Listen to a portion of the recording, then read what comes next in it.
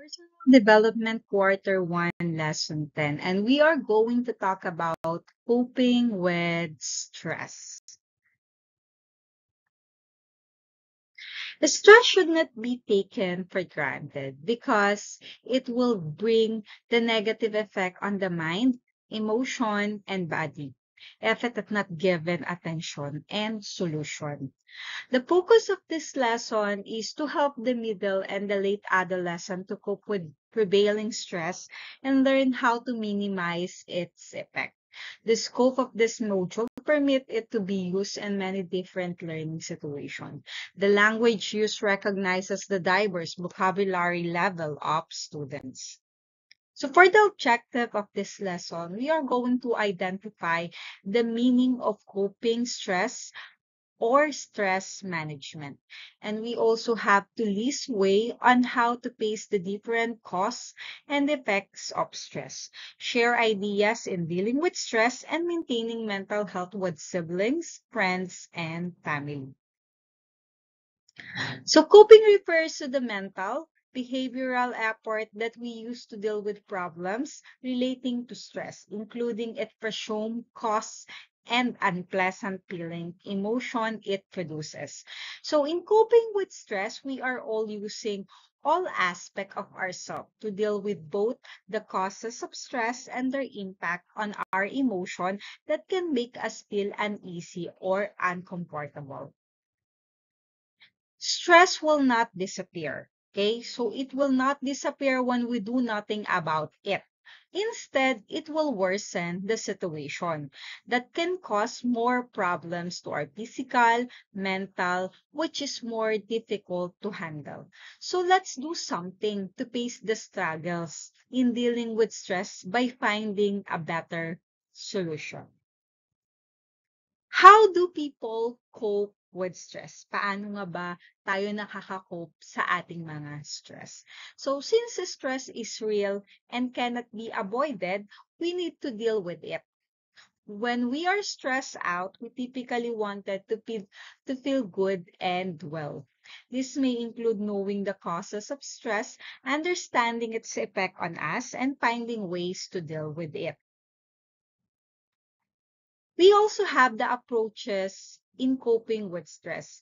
We have the avoidance approach. In this approach, people tend to run away from the stress by denying the presence of stress and distancing from the cause of stress or stressor. Ito yung mga umaalis tayo, umiiwas tayo, or dinideny natin yung mga stress. So people will tend to avoid the place, the people, situation, feeling, etc. that would remind them to the stressful moment in our lives. So avoidance is usually a negative response. It's a negative response, although you must do it sometimes if deemed necessary. So what is the example? You want to avoid the person who has hurt you badly because it will remind you again of the past pain he or she has caused you.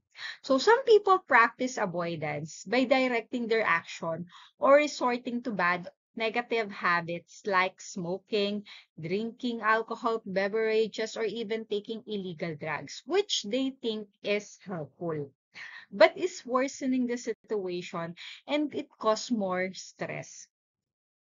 So acceptance action approach, in this approach, you acknowledge, accept the fact that stress is real. Eto, tinatanggap natin yung stress. And that stress has good and bad effects to a person. So acknowledging and accepting the reality of stress and its effect would lead you to take the action to feel better or to resolve stress and have a healthy life. Dealing with stress leads to finding better solution. So ito, hinaharap niya kung anong stress. Tapos, iniisip niya ano ba yung solution for that stress.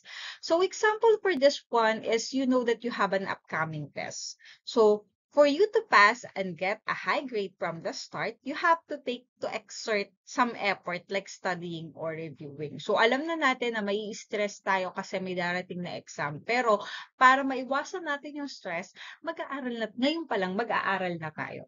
So acceptance action will help to lessen the stress in your life by doing something before even during the stressful times, which can help you do better and live well. Ways on how to cope with stress to maintain a healthy well-being. So, eto, ano daw ba yung dapat ginagawa natin para mas ma-maintain natin yung ating healthy well-being or yung sinasabi nating balanced life? So, physically, we have to make a simple exercise na stretching, proper breathing, exercise, walking, jogging.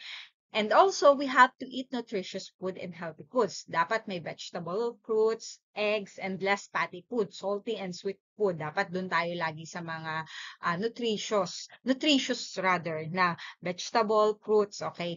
And next is we have to drink a lot of water, at least 8 to 10 glass of water a day, because it helps to eliminate the toxins in our body and help our bodies to relax and keep us hydrated. Okay? Kung dapat para malabas natin lahat ng toxins natin sa katawan, dapat uminom tayo ng maraming tubig. And of course, take a bath daily. By taking a bath, it will help you to feel clean and relaxed. Next, a proper hygiene, washing hands, brushing teeth. Take a nap whenever you get tired of doing any work activities. Ito yung dapat ginagawa natin, na dapat hindi tayo masyadong nagpapakapagod, magpapahinga, pero lalaban ulit. Sleep at least 8 hours, okay? Dapat ang tulog natin, nakakakuha tayo ng 8 hours. Good sleep will help you regain your strength dahil dito talaga mariregain yung ating energy. And find, look, or imagine a relaxing place or even picture, okay? Yung mga lugar na kung saan napaka-comfy mo. And do sports like badminton, volleyball, and basketball. Kung ano mga sports ang gusto mo, dapat meron din tayong at least na ginagawang mga sports. Emotionally and socially. Okay, so para naman maging healthy ang ating emotional and social, number one, we have to listen to music, inspiring music that would help you feel better, di ba? Ito yung mga moment natin kapag mag-isa lang tayo. Do your favorite hobbies like dancing, playing musicals, instrument, drawing, singing, painting, reading, blogging, etc. Yung mga bagay na gusto mo. Watch funny movies that will make you laugh. Relaxing games. Ano ba yung mga relaxing games mo? Make a journal. Yan, yung nagsusulat ka ba? Release your emotion. Paano mo daw nire-release yung emotion mo? You can share with your friends, sibling, parents, teacher, and counselor. So have a positive talk to yourself. Like, never give up, kaya ko to. Words of encouragement and self-affirmation, di ba? Dapat meron tayong gano'n na parang we have to, self, kaya mo yan, self, kaya mo yan. Yung mga simpleng acknowledgement sa ating sarili na hindi yung nagbibigay tayo ng acknowledgement with the other people, pero sa sarili natin, dapat nagbibigay din tayo. So, learn to forgive. Also, learn to forget to let go about your ill feeling towards others. You have to open that and or even to yourself. Eto dapat nagpapatawad tayo, okay? Para hindi mabigat yung ating dala-dala. And accept mistake and learn from it. Laging ganito, dapat tanggapin natin lahat ng kamalian natin. Huwag tayong masyadong mataas ang pride. At knowing that nobody is perfect, dahil talaga namang wala namang perfecto. Support group, people who can be there for you, especially in times of crisis. Ito yung mga support group, pwede kayong sumali with a support group, organization. Talk to professionals like doctors or counselors if needed. Kung talagang kailangan nyo na ng counseling, pwede kayong pumunta sa mga professionals. Next, mentally and spiritually. Ito naman para maging healthy yung ating mental at saka spiritual. We have to read books, novel, comics, yung mga inspirational books, mga Bible. It will help us para mas maging balance yung ating or maging healthy yung ating spiritual. And then, think positive also. Look at the brighter side in every situation. What lesson can I learn? What can I improve myself from this situation? Laging ganun, kung nagkakaroon man tayo ng failure, because there is a reason behind. Ano yung natutunan mo? Manage your time plan ahead of your activities and make schedules like classes, tests, household chores, breaking a bigger task into a simple one. One activity at a time. Ito yung sinasabi ko na laging one at a time. Hindi natin kailangang lahat gawin. 'Di ba? One step at a time. Matatapos at matatapos nyo lahat ng mga gawain na yan. Pero dapat lagi nyo isusulat, ililista nyo kung ano yung na-accomplish nyo, kung ano yung dapat i-accomplish nyo. Okay? Of course, we have to pray to God. Always pouring out your emotion problems to God. If there eto talaga, kapag talagang sobrang bigat na ng nararamdaman natin, eto talaga yung ginagawa ko. We have to pray to God na dapat yun lagi, na siya talaga yung kakapitan natin higit sa lahat. Be thankful instead of grumbling. Okay? So, no matter the situation, ay dapat we always be thankful. Learn to say no if needed, okay? Kung hindi kayo komportable, kung hindi nyo talaga kaya, you can say no. And know your value. Ito yung lagi kong sinasabi sa inyo na you have to know your self-worth, you have to know your strength, your weakness, you have to know your value as a being created in the image of God and loved by God because Jesus and God loves you so much.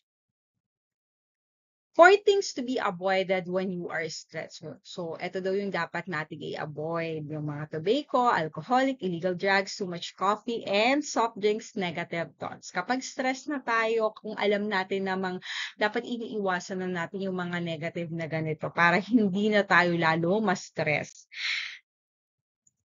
Since stress has an individual effect on each of us, which depend on our level of tolerance, it also requires personal technique in overcoming and coping with it. So, why is coping with stress is so important? Coping with stress is very significant in the middle and late adolescence since at this stage, there is a hormonal surge. At yung sinasabi ko sa inyo na hindi pa buo yung inyong frontal lobe. Hindi pa kayo nakakagawa ng decision making.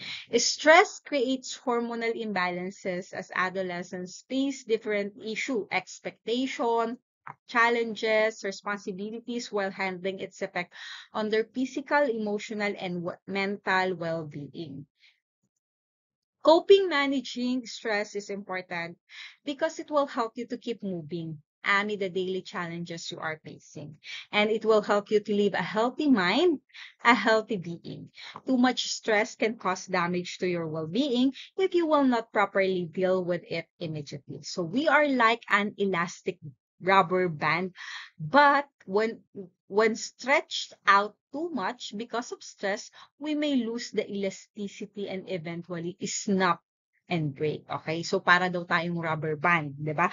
Pag masyado na tayong nai-stress ng sobra dahil sa stress, pwede din daw tayong maputol or bumitaw. So, we have to have faith, stay calm, and live healthy by coping stress. So now, will you accept the challenge of coping with stress? How to minimize a stressful situation? So, lagi nyo lang po itong tandaan at lagi nyo lang siyang gawin. You have to manage your time wisely, works with others, be positive, and trust God.